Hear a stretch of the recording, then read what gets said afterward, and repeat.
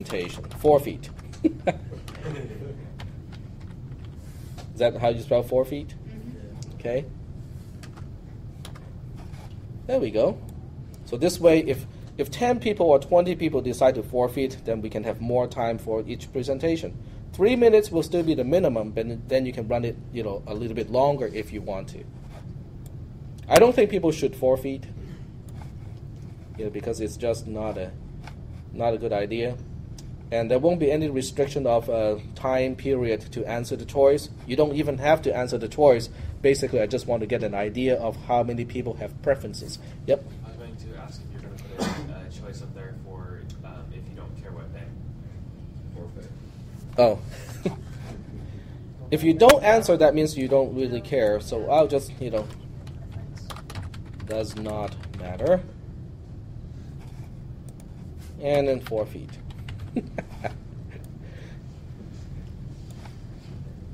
Okay, do not publish results to students. Allow choice to be updated. Yes, so you can change your mind if you want to. Show column for unanswered. Yes, I want to see how many people answered and how many people did not answer. No groups, save and return to course. Okay, that's it. So if you have a preference, make sure that you indicate your preference. If you do not answer at all, I would assume does not matter. Okay? Is that okay so far? Do you guys know what to do? Let me show you what it looks like. If I switch my role to a student, I can answer the choice myself. So we go here, go to day of week of your presentation. You click that. It will give you 4 radio buttons. So if you prefer Thursday, you just click Thursday and then say save my choice. Then I can see that you prefer Thursday from my end. Okay. Do you guys know what to do? Okay, let me just send you an email just in case you don't remember. Okay. Which is also a reminder for people who are not here that they have to do a presentation. Okay.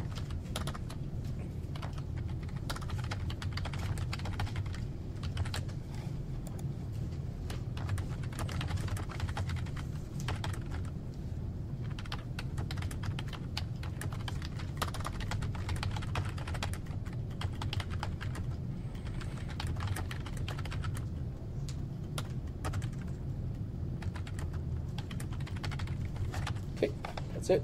Just a little short note to remind people about that. Okay. Any other questions related to the presentation? No? Nope. Go ahead. Presentation, can we have someone assist us? Yes, you can. Yep. If you want to have bring someone or you have another student in the class to help you out, but that student can only help you out with the kind of mundane stuff, so you will still have to do the actual presentation. Yeah. I think one of the more important thing is basically eye contact. People who are not used to presentations or standing in front of about 20 to 30 people, they would not make eye contact with the audience.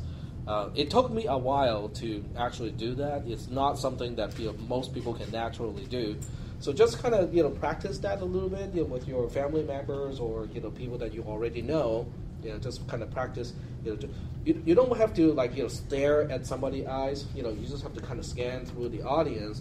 Once in a while, and so that people realize that you are talking to them and not just talking to thin air. I once had a professor, and I think he's probably one of the worst examples that I can think of. I once had a professor who taught compiler, which is a really dry and technical topic, even within the field of computer science. But it was interesting to me, at least. Otherwise, I would not have taken that elective class. So anyway, his teaching style is, he would bring the book, which is about yay thick, because compiler is a fairly technical topic. There's a lot of technical content. And then he would put the book on the table. We did not have a podium. We had a flat table. Okay, a podium is a little bit better because it's already kind of angled. So he would put it on the flat table, and it was just a regular table. It's not a presentation table at this height. So he would put the book here, and he would flip open the book, and he would just read the chapters. Okay, Now, occasionally you will see that I will still read my own notes, right? I mean, just what I did a little bit earlier, I highlight the sentence I'm reading, and then I just because there's no other way to make the point across. I mean, that's why I wrote it down. But he would read the entire chapter verbatim, and the whole time his face is like this.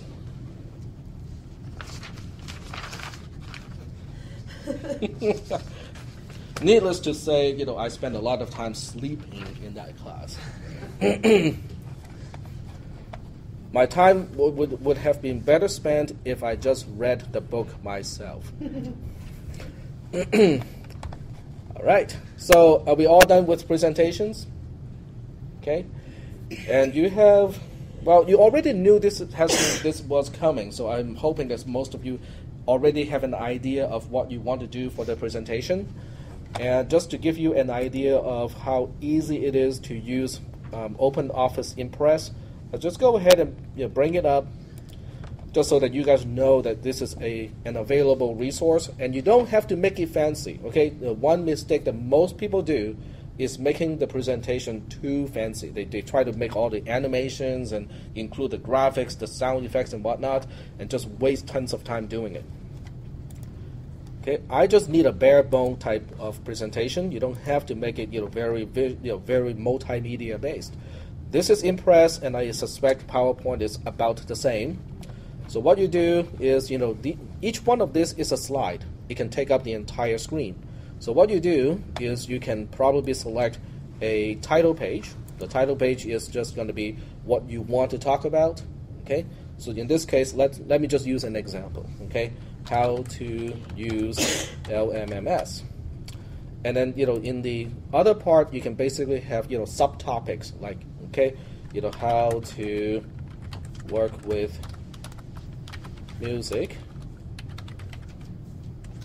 using open source software and operating system. Okay, so that's basically, it's basically a summary, a quick summary of what you want to talk about. When you're ready to create a new slide, there are several ways to do it. You can right-click on the left pane and just say New Slide. The new slide will automatically inherit the same style as the one before, but you can then look at the layout and just change it. Okay, you can change it to a title and text type. So then you can talk about say the operating system, and you can just make your points. Now, if you have subpoints to make, do not write long sentences when you are making presentation slides. Okay, one point should be just 1 or 2 words, or maybe a phrase. Okay, taking up maybe the entire width of a line, but it should not wrap around a few times. Okay, wrapping around is bad. Wrapping around a few times is worse. So in this case, you can just say, okay, we can use Linux, and then you can talk about what about Linux is different, is special. So one thing you can say is Linux is open source, it is free, can run from a DVD or a flash media card, and so on. Okay, if you only have that many points to make about Linux itself, fine, that's it. Then you go ahead and you make the next slide. Okay, the next slide is possibly what you will need, and then you use the points to basically point out what you will need in order to use LMMS. Okay, Linux is one. You need to have a speaker to basically listen to the music itself, and possibly optionally a MIDI keyboard and stuff like that. Okay? But you can see how easy it was for me to just make a fairly plain type of presentation. Okay? So once again, the whole idea of using a presentation software is not to make it splashy and with all sorts of special effects, but to help you organize your thoughts and also help the audience to realize what you're talking about, so you don't have to write it on the whiteboard. Okay? Are there any questions about using a presentation software? Both PowerPoint and Impress will be available on Tuesday and Thursday, so you can make your presentation in either format and we'll still be able to present it. Okay. I just want to make one last thing here. Basically, what does it look like when you are running it as a slideshow? So you just press F5 or do this, and oops. I think I need to start from the beginning. So it doesn't let me go from the beginning.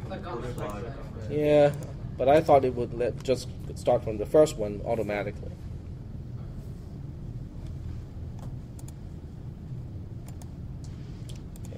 Okay, so in this case, because we have a wireless mouse, you can actually use it to your benefit. Because what you can do is you can click it, and it will advance to the next slide. Now you have seen a lot of presentations where they will slide out the topics. You don't have to get too worried about that, okay? Because display the entire slide first, and then you just use your mouse pointer. Okay, you can use your mouse pointer. I guess not right here. So you can use your mouse pointer to basically tell people which point you're talking about. So this way, you don't have to spend too much time to think about, okay, how do I animate a line? How do I make it fade in and fade out? Don't waste time doing that. Just focus on the content first. Okay. Any questions at this point about your presentation? No questions? Okay. If there are no questions about the presentation, I will go ahead and, yep, go ahead. Do you have any presentations that you can show us that have been done by students in the past? No, I did not record any from the past. Do you guys want yours to be recorded? And I can post it on YouTube. It's really interesting to watch your own presentation. You really learn a lot about yourself, when you're presenting. Like when I watch my own, video clips on YouTube, I would say, oh, no, that's the way I make, presentation, or that's the way I teach a class. So, you'll be surprised. I know of very, very few people who enjoy watching their own presentations. And they're usually kind of weird. Okay. Any other questions about presentations? No? Okay. Just make sure you go at a reasonable pace, because one also common mistake is people go too fast. Okay? So for a 3 or 4 minute presentation, you should have no more than 8 or 9 slides. Okay? Obviously, it depends on how many topics are on the slide and how you talk about the topics on the slides. One thing you can also do is you have the slide that is presented, that is actually projected, and you can also print extra information on a sheet of paper to go along with each slide. So when people only see this much stuff, you have a lot more detail on your own piece of paper. So you can say, okay, Linux is open source, and open source means, and then you have your own material to not read from, but to give you an idea of what you have to cover when you talk about open source. Okay? So that's really helpful, because the audience doesn't see all the details, but at the same time, you can actually talk about the details of each point. Okay, it is open source, but what does it mean to be open source? Open source means da da da da da da. It is free. Okay, free. What does it mean to be free? Okay, you don't have to pay for that. And how about redistribution?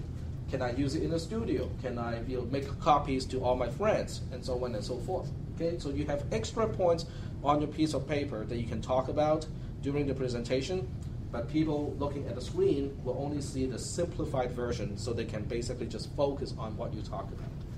Okay, so these are all fairly common techniques that people use when they actually make PowerPoint presentations. Any other questions? No questions? Okay. If there are no questions, we'll kind of go back and talk about Scratch. Do I want to save it? No, probably not. Okay, so getting back to Scratch, last time we